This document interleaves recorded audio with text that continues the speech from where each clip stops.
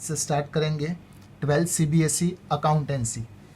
Accountancy में सबसे पहले हम लोग स्टार्ट करने वाले हैं chapter number 2 accounting for partnership firm. हम लोग जो सॉल्यूशन लेंगे वो सॉल्यूशन TS गरेवाल का सॉल्व करने वाले हैं, NCERT टेक्स्ट बुक का नहीं, क्योंकि TS गरेवाल में सम्स ज़्यादा है और प्रैक्टिस सम्स हमारे ज़्यादा हो जाएंगे तो प्रैक्टिस अच्छी होगी, इसलिए सेकेंड चैप्टर से हम लोग स्टार्ट करेंगे।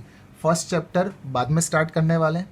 तो सबसे पहले स्टार्ट करते हैं accounting for partnership firm second chapter. जो हम लोग ने जो 11th स्टैंडर्ड में जो स्टडी किया था, 11th स्टैंडर्ड में जो कुछ भी था that is sole proprietorship, that is के अगर एक अकेला इंसान मालिक हो तो उससे रिलेटेड जो भी अकाउंट्स आते वो सब हम लोग ने 11th स्टैंडर्ड में सीखे। अब 12th स्टैंडर्ड में कैसा आएगा, जो हमारा फर्स्ट पार्ट है TS गरेवाल का वो पूरा पार्टनर्स का है, यानी एक से ज़्यादा लोग अगर इन्वॉल्व होते हैं बिजनेस में तो वो लोग को हम लोग कहते हैं पार्टनर और उनके बिजनेस को हम लोग कहते हैं पार्टनरशिप फर्म। तो पार्टनरशिप फर्म में हमें यहाँ पे सम्स करने, तो second chapter accounting for partnership firm.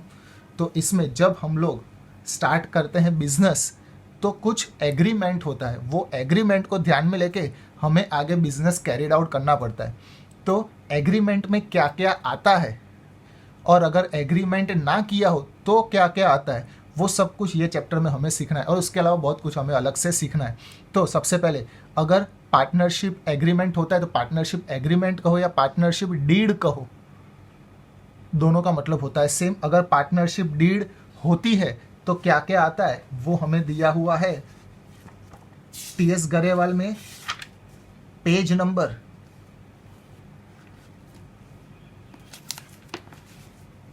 2.3 पे। जो हम लोग अभी TS गरेवाल का जो सॉल्यूशन कर रहे हैं वो 2019 का एडिशन है, 2020 का एडिशन अभी तक आया नहीं है। तो अगर पार्टनरशिप डीड होती है तो पेज नंबर 2.3 में सब पॉइंट्स दिए हैं वो हमें रिफ़र करने हैं, वो अभी रिफ़र करने की ज़रूरत नहीं है। लेकिन अगर पार्टनरशिप डीड नहीं होती तो कौन से पॉइंट ध्यान में लेने, वो हमारे एग्जाम्पल आने वाले। हम लोग जो प्रिपरेशन कर रहे हैं वो एग्जाम ओरिएंटेड कर रहे हैं और एग्जाम्पल सम्स में जो जो चीज़ आएगी उसकी हम लोग प्रिपरेशन करेंगे।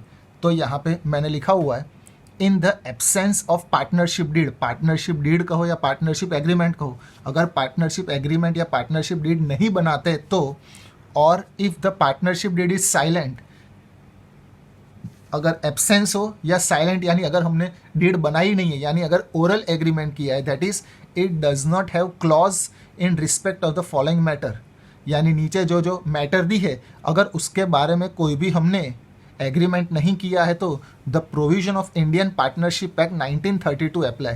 तो अगर पार्टनरशिप डीड हम लोग नहीं करते तो 1932 में इंडियन पार्टनरशिप एक्ट तैयार किया गया था। अगर पार्टनरशिप डीड साइलेंट रहती है या एब्सेंट होती है तो इंडियन पार्टनरशिप एक्ट 1932 हमें अप्लाई करना है। तो 1932 इंडियन पार्टनरशिप एक्ट के हिसाब से क्या क्या हमें ध्यान में लेना है। सबसे पहला point, sharing of profit and loss, के अगर एक से ज़्यादा पार्टनर है, फॉर एग्जांपल 3 पार्टनर है और तीनों 3 पार्टनर के बारे में लास्ट में अगर जो प्रॉफिट आता है तो प्रॉफिट हम लोग डिस्ट्रीब्यूट कैसे करेंगे। अगर पार्टनरशिप डीड साइलेंट है तो profit and loss are shared equally by the partner, that is profit and loss is to be distributed equally among the partners, यानी if partnership deed is silent, profit हो या loss हो equally distribute करने का, सबसे पहला point. फिर second, interest on capital, अगर पार्टनरशिप एग्रीमेंट नहीं हुआ है, यानी अगर एग्रीमेंट नहीं हुआ है तो इंटरेस्ट ऑन कैपिटल का क्या करेंगे, जो कैपिटल ओनर लाते हैं उसका इंटरेस्ट जो आता है उसका हम लोग in absent of agreement interest on capital is not paid, या तो interest on capital is not to be allowed to partner. अगर एग्रीमेंट में इंटरेस्ट ऑन कैपिटल के बारे में कुछ भी नहीं कहा है तो इंटरेस्ट ऑन कैपिटल पे नहीं करने का, सबसे पहला पॉइंट। प्रॉफिट एंड लॉस अगर एग्रीमेंट में नहीं कहा है तो इक्वली डिस्ट्रीब्यूट करने का। अगर इंटरेस्ट ऑन कैपिटल के बारे में कोई प्रोविजन नहीं दिए तो interest on capital not to be allowed. अगर इंटरेस्ट ऑन ड्राइंग का पॉइंट आता है, अगर इंटरेस्ट ऑन ड्राइंग के बारे में भी हमने एग्रीमेंट में कुछ नहीं कहा है तो interest on drawing is not charge from partner, तो इंटरेस्ट ऑन ड्राइंग चार्ज करने का नहीं। उसके बाद interest on advance, interest on advance या तो फिर लोन बाय अ पार्टनर, यानी अगर इंटरेस्ट अगर हमने पार्टनर को लोन दिए, यानी बिजनेस अगर पार्टनर को लोन देता है, इन शॉर्ट अगर पार्टनर बिजनेस में से कोई लोन लेता है तो तो हम लोग उसको इंटरेस्ट कितना चार्ज करेंगे? अगर एग्रीमेंट नहीं बनाया तो interest on loan is paid 6% per annum. यानी अगर इंटरेस्ट ऑन लोन के बारे में कुछ भी नहीं कहा है तो interest on loan 6% per annum यानी पूरे 12 महीने हमें पे करना पड़ेगा। और लास्ट में सैलरी हो, बोनस हो, कमीशन हो, रेम्यूनरेशन का मतलब होता है return. Salary, bonus, commission, remuneration to partner. अगर पार्टनरशिप डीड यानी पार्टनरशिप एग्रीमेंट नहीं बनाया तो ये चारों चार हम लोग पार्टनर में कैसे डिस्ट्रीब्यूट करेंगे? Salary, bonus, commission, remuneration is not paid to any partner. यानी अगर पार्टनरशिप डीड साइलेंट है यानी हमने एग्रीमेंट नहीं बनाया तो एग्रीमेंट ओरल है तो profit and loss equally distributed. Interest on capital not paid, interest on drawing not to be charge, interest on loan by partner 6% and salary, bonus, commission, remuneration is not to be paid to partner. अब जो explanation मैंने दिया है उससे related जो sums है, जो objective types MCQ या तो फिलिंग द ब्लैंक्स या वैसे एक एक मार्क्स के पूछ सकते हैं, उस तरीके के सम हमें शुरुआत में स्टार्ट करना है। तो टीएस गरेवाल का 2019 का एडिशन पेज नंबर 2.80 का फर्स्ट सम हमें एक्सरसाइज में करना है। That is first example. मैं क्वेश्चन रीड कर रहा हूँ। In the absence of partnership deed, यानी जो हमने पढ़ा था कंसेप्ट वही, अगर पार्टनरशिप एग्रीमेंट नहीं बनाया है तो what are the accounting treatment of, कौन सी अकाउंटिंग ट्रीटमेंट होगी? हमें 5 पॉइंट दिए। सबसे पहला है सैलरी ऑफ पार्टनर। अगर पार्टनरशिप डीड साइलेंट है तो पार्टनर की सैलरी कैसे पे करेंगे? तो आंसर ये रहा, salary is not to be paid to any partner. अगर पार्टनरशिप एग्रीमेंट में सैलरी के बारे में, पार्टनर की सैलरी के बारे में कुछ भी नहीं कहा तो salary is not to be paid to any partner. ये फर्स्ट पॉइंट, बस इतना ही एक्सप्लेनेशन है बस, और यही हमारा आंसर है। फिर सेकंड में interest on partners capital. Interest on partners capital, तो पार्टनर के कैपिटल का जो इंटरेस्ट होता है अगर उसके बारे में एग्रीमेंट में हमने कुछ स्पेसिफाई नहीं किया तो interest on capital is not to be allowed. यानी salary of partner not to be paid, interest on partners capital not to be allowed. Third, interest on partners loan. अगर पार्टनर ने loan ली है business में से और उसके interest के बारे में कोई डीड एग्रीमेंट में लिखा नहीं है तो interest on partner loan is to be paid 6% per annum. यानी पार्टनर को 6% के हिसाब से इंटरेस्ट पे करना पड़ेगा लोन का। उसके बाद fourth, division of profit. Profit and loss के बारे में कोई भी स्पेसिफिकेशन किया नहीं है, एग्रीमेंट साइलेंट है तो profit is to be distributed equally among partner. याद रखना है आगे के बहुत सारे सम्स में, बहुत सारे चैप्टर में ये आने वाला है कि जिसमें सम्स में, एग्जाम्पल्स में प्रॉफिट का रेशियो नहीं दिया होगा। रेशियो क्या होता है उन लोग आगे समझने वाले। तो अगर प्रॉफिट एंड लॉस के बारे में कुछ स्पेसिफाई ना किया हो तो profit is to be distributed equally among partner. अगर 2 पार्टनर है तो इक्वली, 3 पार्टनर है तो भी इक्वली हम लोग डिस्ट्रीब्यूट कर देंगे। और सबसे लास्ट, इंटरेस्ट ऑन ड्राइंग। अगर इंटरेस्ट ऑन ड्राइंग के बारे में कोई स्पेसिफिकेशन नहीं है, interest on drawing is not to be charge to any partner. बस इतना ही हमारा फर्स्ट सम्स था। Thank you. करने से पहले कुछ पॉइंट्स है जो हमें समझने पड़ेंगे। फर्स्ट एग्जाम्पल से रिलेटेड जो पॉइंट थे वो हमने समझ लिया। अब सेकंड एग्जाम्पल से रिलेटेड जो पॉइंट है वो भी हमें समझ लेना है। तो उसमें सबसे फर्स्ट पॉइंट ये समझना है, if a partner carry on a business, अगर कोई पार्टनर्स बिजनेस कैरी कर रहे हैं यानी बिजनेस चला रहे हैं, that is similar to that of the firm in competition with the firms. Firm से रिलेटेड ही है और फर्म से सिमिलर है, फर्म जैसा ही है, अलग से पार्टनर बिजनेस कैरी ओवर कर रहा है and earns profit from it.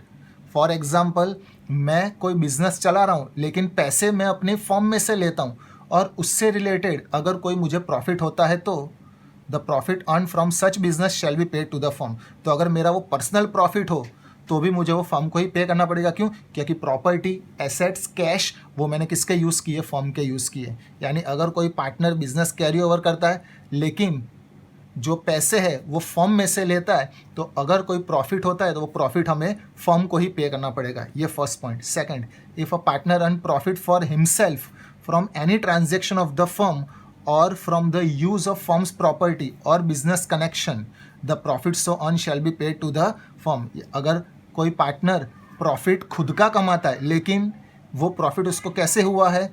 कोई भी ट्रांजेक्शन हुए हो जो उसने फर्म की प्रॉपर्टी यूज़ की हो, बिजनेस का कनेक्शन यानी बिजनेस से रिलेटेड एसेट्स, इन शॉर्ट कि कोई भी फर्म की प्रॉपर्टी यूज़ करते हुए, बिजनेस के एसेट्स रन करते हुए पार्टनर को प्रॉफिट हुआ है, खुद को प्रॉफिट हुआ है, तो भी वो प्रॉफिट उसका खुद का नहीं कहलाएगा. The profit so earn shall be paid to the firm. तो जो प्रॉफिट होता है वो उसको फर्म को ही पे करना पड़ेगा. यहाँ पे एग्जांपल दिया है, a partner gets commission from the buyer of goods on goods sold by the firm.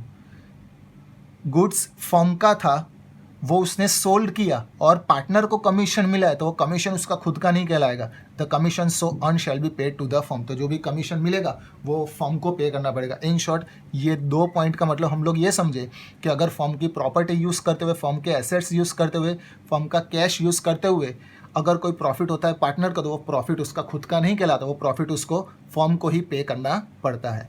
ये 2 पॉइंट थे जो हमने समझे. ये 2 पॉइंट से रिलेटेड अब सम्स आ रहे हैं. एक सम आ रहा है जो एक सम हमें करना है. सम नंबर 2 में रीड करता हूँ. क्वेश्चन आपको ऊपर अवेलेबल है. क्लियर? तो मैं स्टार्ट करता हूँ रीड करना और उससे रिलेटेड जो पॉइंट है, आंसर विथ एक्सप्लेनेशन, वो मैंने यहाँ पे दिया हुआ है. मैं क्वेश्चन रीड कर रहा हूँ. Following difference have arisen among P, Q and R. 3 partner है, partner P, Q and R. State who is correct in each case. हमें बताना है कि कौन करेक्ट है विथ एक्सप्लेनेशन. तो सबसे पहला पॉइंट मैं स्टार्ट करता हूँ. P use 20,000 rupees belonging to the firm. यानी 20,000 रुपये जो थे वो फर्म के थे जो पी ने यूज़ किए. And made a profit of 5,000. पैसे फर्म के थे और प्रॉफिट हुआ है 5,000 रुपये का. Q and R wants the amount to be given to the firm. P को प्रॉफिट हुआ है और क्यू एंड आर जो दूसरे 2 पार्टनर है वो चाहते हैं कि जो अमाउंट है वो फर्म को मिलनी चाहिए. तो इसमें जो 5,000 अमाउंट है वो किसको मिलेगी वो हमें बताना है. तो यहाँ पे मैंने एक्सप्लेनेशन लिखा है. P हैज़ टू पे 20,000. एक तो फर्म के उसने 20,000 रुपये लिए थे, वो तो उसको पे करना पड़ेगा, और उसकी मदद से जो 5,000 रुपीज़ प्रॉफिट हुआ है एंड 5,000 प्रॉफिट ऑल्सो, यानी टोटल उसको, that is he has to pay total 25,000 to the firm. क्यों? Because the amount belongs to the firm. क्यों? क्योंकि अमाउंट जो थी वो फर्म की ही थी, इसलिए उसका प्रॉफिट जो होगा वो भी फर्म का होगा, सेपरेटली पी को नहीं मिलेगा. अब उसका एक्सप्लेनेशन और भी नीचे बताया है. Profit earn by partner using the firm property is contributed to the firm. जो मैंने आगे अभी एक्सप्लेनेशन बताया वही कि पार्टनर फर्म की प्रॉपर्टी यूज़ करते हुए अगर पार्टनर को प्रॉफिट होता है तो वो फर्म का ही होता है. ये रूल को हम लोग कहते हैं प्रिंसिपल एंड एजेंट रूल.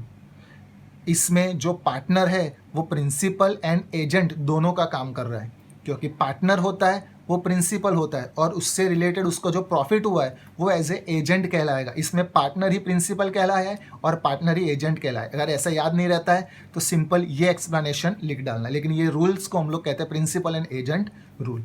ये फर्स्ट पॉइंट. वापस से 20,000 रुपये का उसने फर्म में से पैसे लिए थे और उसकी मदद से उसको 5,000 रुपीज़ का प्रॉफिट हुआ, तो पी को 20,000 भी पे करना पड़ेगा और 5,000 भी पे करना पड़ेगा. क्यों?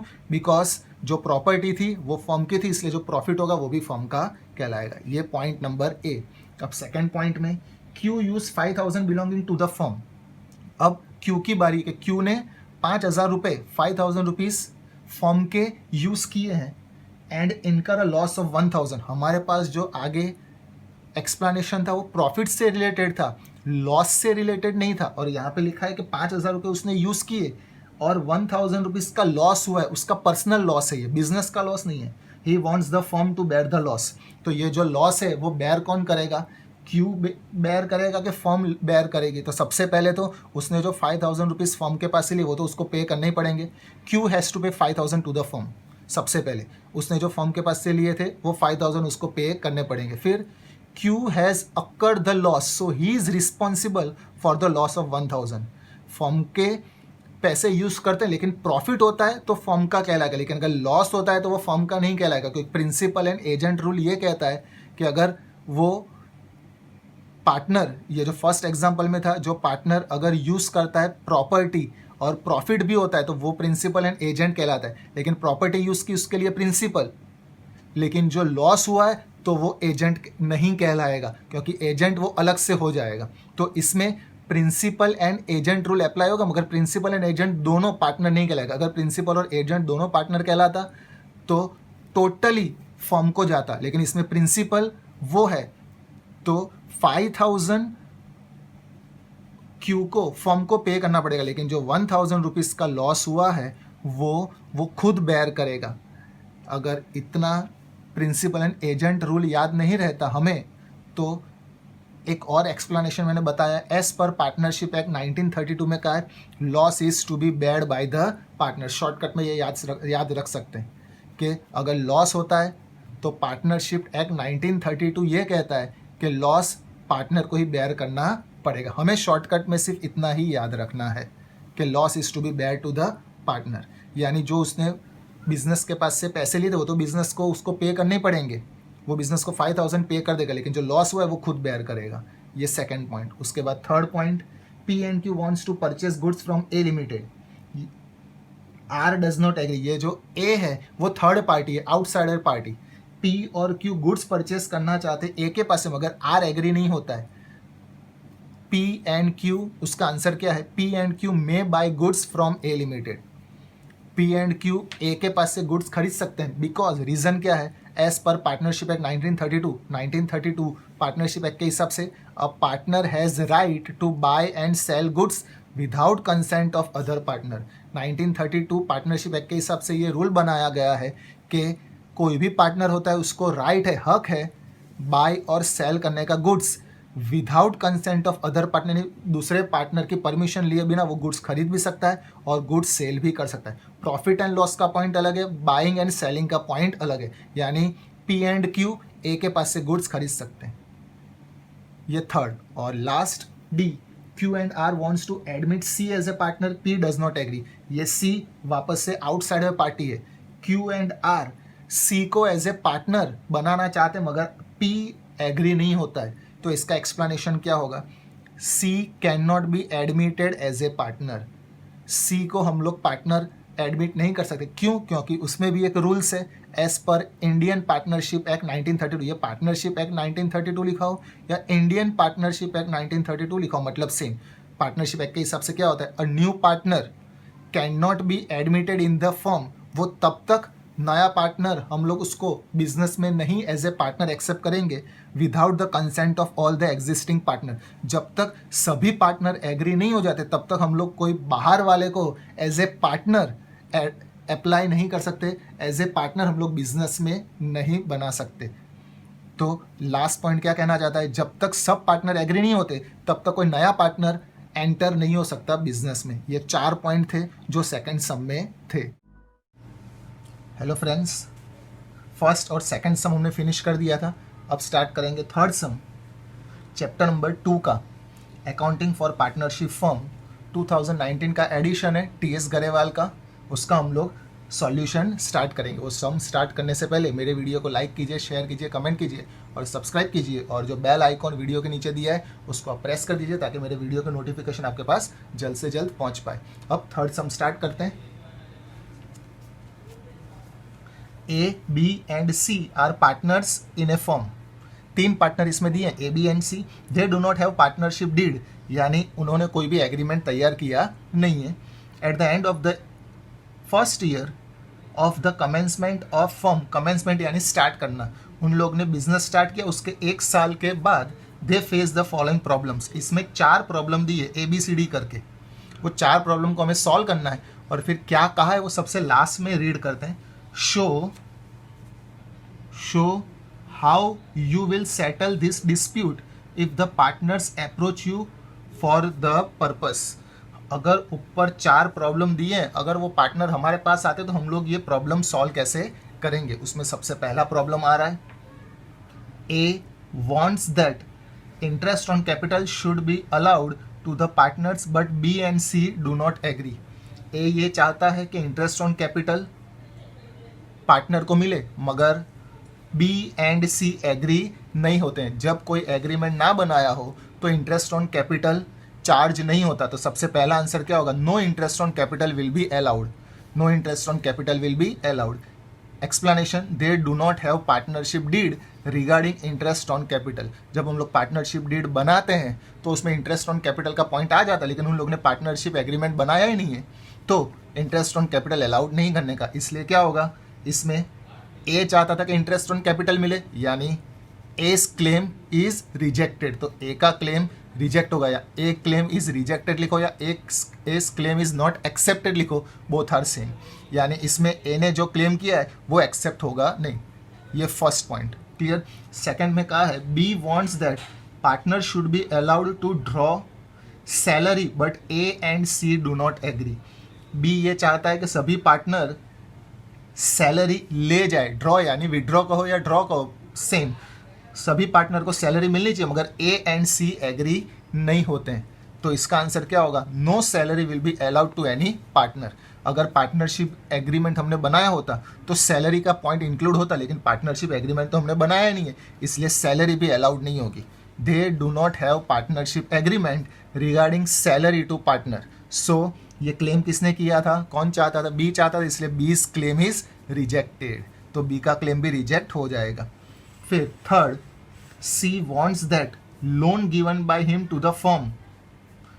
सी ये चाहता है कि फर्म ने जो सी को लोन दी थी should bear interest at 10%, but A and B do not agree.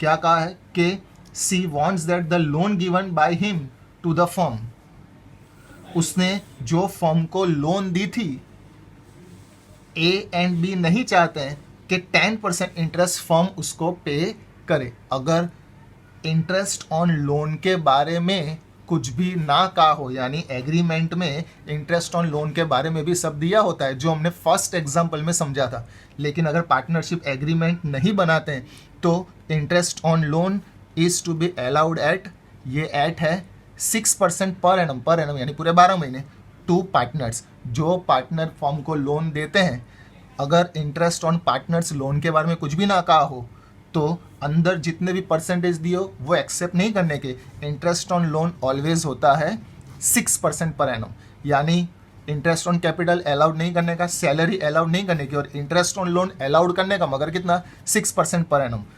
Explanation: in the absence of partnership deed, interest on partners loan is to be allowed at 6% per annum। इसलिए C ने जो claim किया था 10% मिलना चाहिए, तो C's claim reject हो जाएगा।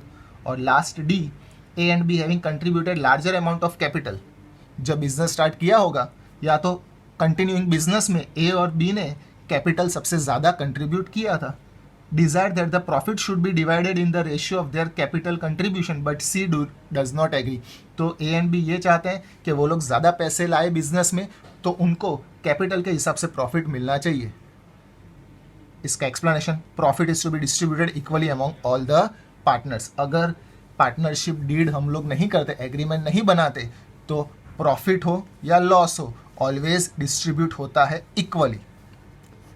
कैपिटल के हिसाब से भी नहीं होता और उन लोगों ने जो रेशियो रखा है उसके हिसाब से भी नहीं होता। अगर पार्टनरशिप एग्रीमेंट एब्सेंट हो, साइलेंट हो, तो profit is to be distributed equally among all the partners. यानी इंटरेस्ट ऑन कैपिटल हमें अलाउड नहीं करना है, सैलरी नहीं पे करनी है, इंटरेस्ट ऑन लोन पे करना है मगर 6%, और प्रॉफिट इक्वली डिस्ट्रीब्यूट करना है। इसका explanation, in the absence of partnership deed profit and loss should be distributed equally among all the partners. तो इसमें क्या होगा, ए एंड बी ने जो कैपिटल रेशियो के हिसाब से क्लेम किया था तो ए एंड बीज claim is rejected. Hello students, start करते हैं सम नंबर 4 टीएस गरेवाल का चैप्टर नंबर 2 का पेज नंबर 2.81। ये सम स्टार्ट करने से पहले मेरी वीडियो को लाइक कीजिए, शेयर कीजिए, कमेंट कीजिए और सब्सक्राइब कीजिए मेरे वीडियो को, और वीडियो के नीचे जो बेल आइकॉन दिया है उसको प्रेस कर दीजिए ताकि मेरे वीडियोस के नोटिफिकेशन आपके पास पहुंच पाए। अब सम नंबर 4 स्टार्ट करते हैं। सम नंबर 4 में जैसे थर्ड सम में 4 प्रॉब्लम थे, वैसे सम नंबर 4 में एक ही प्रॉब्लम है और उसका सॉल्यूशन हमें बता देना। तो पहले क्वेश्चन रीड करते हैं। Jaspal and Rosie were partners with a capital contribution of 10 lakh and 5 lakh respectively. Jaspal और रोजी दोनों पार्टनर हैं और वो लोग बिजनेस स्टार्ट करते वक्त उन लोग ने कैपिटल कितना दिया था, यानी बिजनेस में पैसे कितने लाए थे। जसपाल लाया था 10 लाख और रोजी लाई थी 5 लाख, यानी उनका कैपिटल कंट्रीब्यूशन हुआ। They do not have partnership deed, उन लोग ने एग्रीमेंट बनाया नहीं है। Jaspal wants that profit of the firm should be shared in their capital ratio. जब जसपाल ज़्यादा पैसे लाया है, कैपिटल उसने बिजनेस में ज़्यादा पैसे कंट्रीब्यूट किए, तो जसपाल ये चाहता है कि प्रॉफिट भी कैपिटल के रेशियो के हिसाब से डिस्ट्रीब्यूट हो। रोजी convince Jaspal that profit should be shared equally, लेकिन रोजी ने कन्विंस किया है, रिक्वेस्ट की कि भाई प्रॉफिट कैपिटल के हिसाब से नहीं, प्रॉफिट इक्वली डिस्ट्रीब्यूट करना चाहिए. एक्सप्लेन हाउ रोजी would have convince Jaspal for sharing the profit equally. अगर रोजी ये चाहती है कि प्रॉफिट इक्वली हो तो वो रोजी जसपाल को कैसे कन्विंस करेगी. तो कैसे कन्विंस करेगी, वो जो कन्विंस करेगी वही हमारा आंसर है और वही हमारा एक्सप्लेनेशन है. तो आंसर में क्या लिखने का है, in the absence of partnership agreement, यानी पार्टनरशिप एग्रीमेंट का हो या पार्टनरशिप डीड का हो सेम. अगर पार्टनरशिप डीड एब्सेंट है यानी बनाई नहीं है, provision for partnership act, provision for partnership act लिखो या provision for Indian partnership act लिखो, दोनों चलेगा. शुड बी एप्लीकेबल यानी इंडियन पार्टनरशिप एक्ट 1932 ऐसा लिखेंगे तो भी चलेगा, या सिंपल पार्टनरशिप एक्ट लिख डालेंगे तो भी चलेगा. अगर पार्टनरशिप एग्रीमेंट नहीं बनाते तो इंडियन पार्टनरशिप एक्ट 1932 का रूल्स अप्लाई होगा. उसमें क्या कहा है, so profit and loss should be distributed equally among Jaspal and Rosie irrespective of what capital they contributed in business. तो प्रॉफिट हो या लॉस हो वो दोनों इक्वली डिस्ट्रीब्यूट करना है. ये ध्यान में नहीं लेना है कि उन लोग ने कितना कैपिटल बिजनेस में कंट्रीब्यूट किया है. यानी अगर पार्टनरशिप एग्रीमेंट साइलेंट होता है यानी पार्टनरशिप एग्रीमेंट हम लोग नहीं करते तो इंडियन पार्टनरशिप एक्ट 1932 के हिसाब से profit and loss equally distribute होता है. So Jaspal claim should be rejected, इसलिए जसपाल का क्लेम रिजेक्ट होगा और रोजी का क्लेम एक्सेप्ट हो पाएगा. Thank you. हेलो स्टूडेंट्स, अब हम लोग स्टार्ट करने वाले सम नंबर 5 चैप्टर नंबर 2 12 GSCB का. TS गरेवाल का 2019 का एडिशन है. वो सम स्टार्ट करने से पहले मैं बता देता हूँ, पहले 4 सम्स हम लोग ने फिनिश कर दिए थे. वो 4 सम्स सिर्फ एक्सप्लेनेशन वाले थे. अब 5th सम्स में थोड़ा कैलकुलेशन आ रहा है. वो कैलकुलेशन में कुछ अकाउंट बनाने के आएंगे, P&L अप्रोप्रिएशन अकाउंट आएगा. ये सम तुम लोग स्टार्ट करते हो, वीडियो देखते हो मेरा, वो सम स्टार्ट करने से पहले रिक्वेस्ट है कि इसके पहले जो मैंने प्रॉफिट एंड लॉस अप्रोप्रिएशन का एक्सप्लेनेशन वाला जो वीडियो सेंड किया है वो वीडियो आप अच्छी तरह से देख लीजिए, समझ लीजिए, प्रैक्टिस कर लीजिए और फिर ये सम स्टार्ट कीजिए. तो ये सम्स, इसके बाद वाला सम और इसके बाद वाली मेथड भी आपको क्लियर पता चल जाएगी. क्लियर. तो ये सम स्टार्ट करने से पहले मेरे वीडियो को लाइक कीजिए, शेयर कीजिए, सब्सक्राइब कीजिए और जो बेल आइकॉन दिया है वीडियो के नीचे उसको आप प्रेस कर दीजिए. अब सम नंबर 5 मैं रीड कर रहा हूँ. हर्षद एंड धीमन, 2 पार्टनर है, are in partnership since 1 April 2018. 1 April से हम लोग ने पार्टनरशिप स्टार्ट की थी. No partnership agreement was made, इसमें भी हमें स्पेसिफाई करके दे दिया है कि हमने पार्टनरशिप एग्रीमेंट बनाया नहीं है. They contributed 4 lakh and 1 lakh respectively as capital, यानी हर्षद बिजनेस में लाया था 4 लाख रुपीज़ और धीमन लाया था 1 लाख रुपीज़. इन एडिशन, इसके अलावा Harshad advance and amount of 1 lakh to the firm on 1 October 2018. 1 October 2018 को हर्षद ने एडवांस दिए थे 1 लाख रुपीज़. हम लोग ऐसा समझेंगे कि ये जो एडवांस है वो उसकी लोन है. यानी अब हम लोग रीड कैसे करेंगे कि 1 अक्टूबर को हर्षद ने लोन दी थी 1 लाख रुपीज़ की फर्म को. Due to long illness, Harshad could not participate in business activities from 1st August 2018 to 30th September 2018. कुछ बीमारी की वजह से हर्षद बिजनेस में पार्टिसिपेट नहीं कर पाया 1 अगस्त से लेके 30th सितंबर तक.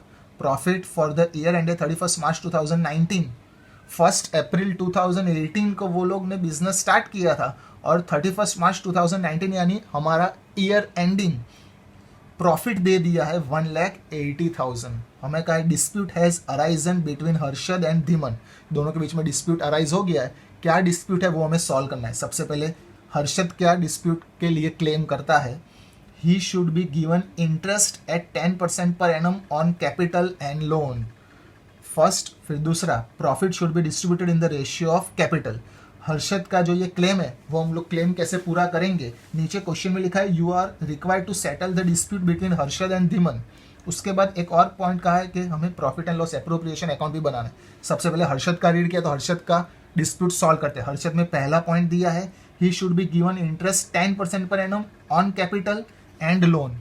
तो सबसे पहले हर्षद का आएगा, इन the absence of partnership agreement provision for Indian partnership act 1932 should be apply. अगर पार्टनरशिप एग्रीमेंट नहीं बनाते तो इंडियन पार्टनरशिप एक्ट 1932 हमें अप्लाई करना है। वो 1932 के हिसाब से क्या आता है, no interest on capital will be allowed, यानी जो हर्षद ने 10% इंटरेस्ट ऑन कैपिटल का क्लेम किया था वो क्लेम एक्सेप्ट होगा नहीं। और इंटरेस्ट ऑन लोन कितना आएगा, interest on loan will be paid at 6% per annum, यानी इंटरेस्ट ऑन कैपिटल पे नहीं करना है लेकिन इंटरेस्ट ऑन लोन पे करेंगे, लेकिन 6% के हिसाब से, क्योंकि इंडियन पार्टनरशिप एक्ट 1932 ये कहता है। ये पहला हर्षद का डिस्प्यूट सॉल्व हुआ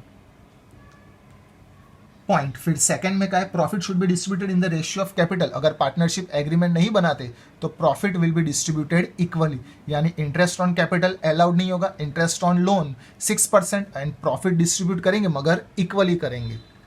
ये पहला हर्षद का पॉइंट सॉल्व। फिर धमन क्लेम करता है profit should be distributed equally, तो धमन के लिए धमन का क्लेम एक्सेप्ट हो जाएगा क्योंकि profit should be distributed equally. ये पहला पॉइंट सॉल्व, उसने जो क्लेम किया था वो सही हुआ। फिर सेकंड में कहा है he should be allowed 2000 per month, PM का मतलब पर मंथ, हर महीने, as remuneration for the period he manage the business in the absence of Harshad. Harshad नहीं था तब उसने बिजनेस मैनेज किया, उसके बदले उसको 2000 पर मंथ एज रेम्यूनरेशन मिलना चाहिए, यानी वन टाइप ऑफ सैलरी मिलनी चाहिए। पार्टनरशिप एग्रीमेंट नहीं होता तो no remuneration is to be paid to Dhiman, किसी को भी रेम्यूनरेशन पे नहीं किया जाता in the absence of partnership agreement. यानी सबसे पहले प्रॉफिट डिस्ट्रीब्यूट होगा इक्वली, रेम्यूनरेशन पे नहीं करेंगे, और लास्ट में का interest on capital and loan should be allowed 6%, जैसा इसमें था वैसे सेम टू सेम इसमें no interest on capital should be allowed, यानी इंटरेस्ट ऑन कैपिटल हर्षद को भी नहीं मिलेगा और इंटरेस्ट ऑन कैपिटल धीमन को भी नहीं मिलेगा क्योंकि पार्टनरशिप एग्रीमेंट हमने बनाया नहीं है। और interest on loan will be paid 6% per annum, यानी जो हर्षद ने लोन दी थी वो पे किए जाएगी 6% पर एनम। ये इसका एक्सप्लेनेशन था, जो क्लेम किया था, डिस्प्यूट हुआ था, वो डिस्प्यूट सॉल्व हुआ है। अब इसके अलावा एक एक्स्ट्रा क्वेश्चन पूछा है, also prepare profit and loss appropriation account. Profit and loss appropriation account बनाने के लिए कुछ वर्किंग बनाना पड़ेगा, वो वर्किंग भी बनाएंगे और प्रॉफिट एंड लॉस एप्रोप्रिएशन भी बनाएंगे। Profit and loss appropriation account हमें बनाने को कहा है, तो देखिए profit and loss appropriation account मैंने बनाया है।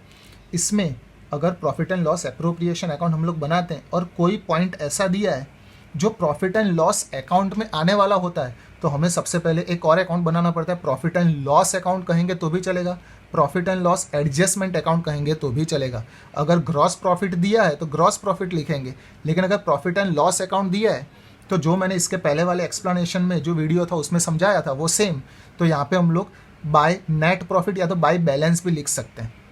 इसमें क्वेश्चन में हमें दे दिया है कि नेट प्रॉफिट हमारा हुआ था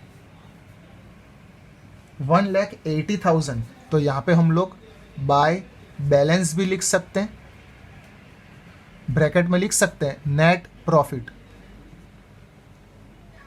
इसका मतलब ये है कि ये पहले हमें प्रॉफिट मिल चुका है लेकिन अभी भी कुछ एडजस्टमेंट ऐसे है जो अभी प्रॉफिट में से डिडक्शन करना बाकी है, तो वो ये कहलाएगा प्रॉफिट बिफोर एडजस्टमेंट, और फिर जो फाइनल आंसर मिलेगा वो होगा हमारा प्रॉफिट आफ्टर एडजस्टमेंट। तो ये बैलेंस हमें दे दिया है 1,80,000, ये 1,80,000 हमें मिल गया। अब एक पॉइंट ऐसा है जो प्रॉफिट एंड लॉस अकाउंट में आने वाला है जिसकी वजह से हमें ये profit and loss adjustment account बनाना पड़ा, वो है इंटरेस्ट ऑन हर्षद लोन। तो यहाँ पे मैं लिखता हूँ इंटरेस्ट ऑन हर्षद लोन। हमें हर्षद की लोन का इंटरेस्ट फाइन करना है जो आगे डिस्प्यूट में था। अगर कोई भी पार्टनर लोन देता है तो उस पर हम लोग पे करते हैं 6% इंटरेस्ट। तो हर्षद ने लोन दी थी 1 लाख रुपीज़, तो 1 लाख रुपीज़ का सबसे पहले हम लोग फाइन करेंगे 6%, तो 6% ऑफ 1 लाख। तो कैसे फाइन करेंगे, देखो 6/100 इंटू परसेंटेज हटता है तो नीचे डिवाइड में 100 आता है, ऑफ के जगह पे मल्टीप्लाई और 1 लाख। 1 लाख रुपीज़ का 6% करेंगे तो हमें मिलेगा 6,000। ये जो हमें इंटरेस्ट मिला ना वो पूरे साल का मिला है। उसने लोन दी थी 1 अक्टूबर को, 1 अक्टूबर दैट इज़ 1/10/2018, और हमारा ईयर एंडिंग है 31 मार्च 2019। यानी अगर उसने लोन 1 अक्टूबर को दिए तो 1 अक्टूबर से 31 मार्च होता है 6 मंथ। तो हमें ये जो इंटरेस्ट मिला है वो पूरे साल का मिला, यानी 12 महीने का। अगर 12 महीने का इंटरेस्ट 6,000 है, तो 6 महीने का 6 महीने का इंटरेस्ट हाउ मच, तो हमें इंटरेस्ट मिलेगा 3,000। ये आया इंटरेस्ट ऑन हर्षद लोन, जो हमें यहाँ पे लिखना है बिकॉज इंटरेस्ट हम लोग पे करेंगे, तो ये हमारा कहलाएगा expense to interest on Harshad loan. ये हमें एक एडजस्टमेंट अभी भी पास करनी बाकी थी, इसलिए ये जो प्रॉफिट है वो बिफोर एडजस्टमेंट कहलाएगा, तो ये मैंने 3,000 पास कर दिया। अब जो न्यू प्रॉफिट मिलेगा वो कहलाएगा profit and loss after adjustment, that is net profit after adjustment. तो इसका टोटल करते हैं, बैलेंस फाइंड करते हैं। ये देखो यहाँ पे 1,80,000 क्रेडिट साइड का टोटल बढ़ा है, तो 1,80,000 यहाँ पे, ये सेम 1,80,000 डेबिट साइड लिखेंगे, और 1,80,000 में से 3,000 माइनस करेंगे, दैट इज 1,77,000। इसको हम लोग कहेंगे टू नेट प्रॉफिट। पहले था ये भी नेट प्रॉफिट ही था और ये भी नेट प्रॉफिट मिला, मगर ये जो नेट प्रॉफिट है वो बिफोर एडजस्टमेंट है, और ये जो नेट प्रॉफिट है वो आफ्टर एडजस्टमेंट है। तो यहां पे मैं लिखता हूं after adjustment, net profit after adjustment. अगर ये इंटरेस्ट ऑन हर्षद लोन, ये लोन का पॉइंट नहीं दिया होता, तो ये 1,80,000 डायरेक्ट हम लोग यहाँ पे एप्रोप्रिएशन में लिखते, लेकिन अभी भी एक एडजस्टमेंट पास करना बाकी था, तो 1,80,000 में से मैंने 3,000 माइनस किया, तो ये आया नेट प्रॉफिट आफ्टर एडजस्टमेंट। ये जो डेबिट हुआ है वो हमें यहाँ पे क्रेडिट करना है, that is 1,77,000 by net profit after adjustment.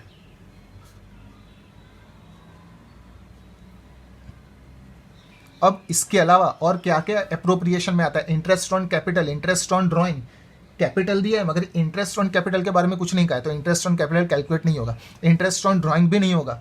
Partner की salary, bonus, commission, remuneration, remuneration हम लोग कैलकुलेट नहीं करेंगे क्योंकि एग्रीमेंट नहीं बनाया, यानी इसमें सिर्फ ये प्रॉफिट बताएंगे और कोई एडजस्टमेंट इसमें पास नहीं होने वाली। अब ये प्रॉफिट को हमें डिस्ट्रीब्यूट कर देना है। ये जो प्रॉफिट आया ना वो टोटल प्रॉफिट आया है, इसमें से हर्षद का प्रॉफिट कितना होगा, धीमन का प्रॉफिट कितना होगा, वो हमें फाइंड करना है। तो वो कैसे फाइंड करेंगे देख लो, एप्रोप्रिएशन में कैसे प्रॉफिट डिवाइड करते हैं, डिस्ट्रीब्यूट कैसे करते हैं।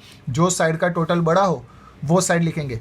हमें क्रेडिट साइड का टोटल बड़ा है तो क्रेडिट साइड 1,77,000, ये सेम 1,77,000 यहाँ पे लिखेंगे। अब अगर यहाँ पे कोई वैल्यू दी होती तो 1,77,000 में से डेबिट साइड अगर कोई वैल्यू दी होती तो माइनस करते, लेकिन कोई भी वैल्यू नहीं दी, तो ये जो हमारा टोटल है वही हमारा बैलेंस है 1,77,000। इसको हमें करना है डिस्ट्रीब्यूट दोनों पार्टनर में। अगर पार्टनरशिप एग्रीमेंट एब्सेंट हो, नहीं बनाया हो, तो प्रॉफिट हमें डिस्ट्रीब्यूट करना पड़ता है इक्वली। इक्वली का मतलब प्रॉफिट शेयरिंग रेशियो हर्षद का और धीमन का प्रॉफिट शेयरिंग रेशियो होगा इक्वल, दैट इज 1:1। दो पार्टनर है तो 1:1, तीन होते तो 1:1 आता, यानी ये जो 1,77,000 है उसको हम लोग 1:1 में डिस्ट्रीब्यूट कर देंगे। तो हर्षद का प्रॉफिट कितना होगा देख लेते हैं। तो हर्षद का प्रॉफिट होगा 1,77,000 इंटू, देखो हर्षद का हिस्सा 1 है, 1 अपॉन टोटल होता है 2, तो 1,70,000 इंटू 1/2, तो हर्षद का आएगा प्रॉफिट 88500। ये हर्षद का प्रॉफिट आया। सेम टू सेम फाइंड करेंगे धीमन का, तो धीमन्स प्रॉफिट दैट इज 1,77,000 इंटू 1/2, इसका भी सेम ही आएगा।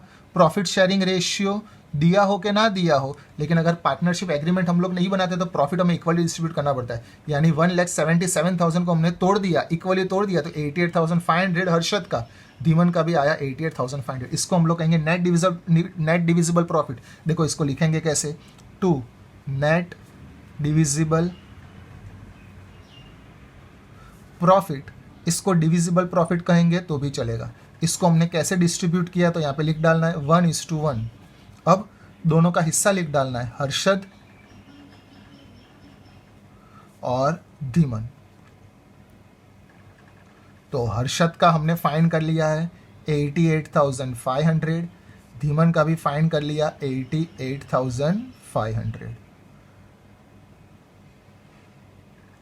और इस तरीके से टोटल बता देना है। वापस से पूरा, सबसे पहले हमने इंटरेस्ट ऑन लोन फाइंड किया 3000, 1,80,000 में से 3000 माइनस किया तो 1,70,000, 77,000। इसको हम लोग कहेंगे प्रॉफिट आफ्टर एडजस्टमेंट। ये जो डेबिट हुआ उसको मैंने यहाँ पे क्रेडिट किया है। ये 1,77,000 को हमने इक्वली डिस्ट्रीब्यूट कर दिया 1:1 में।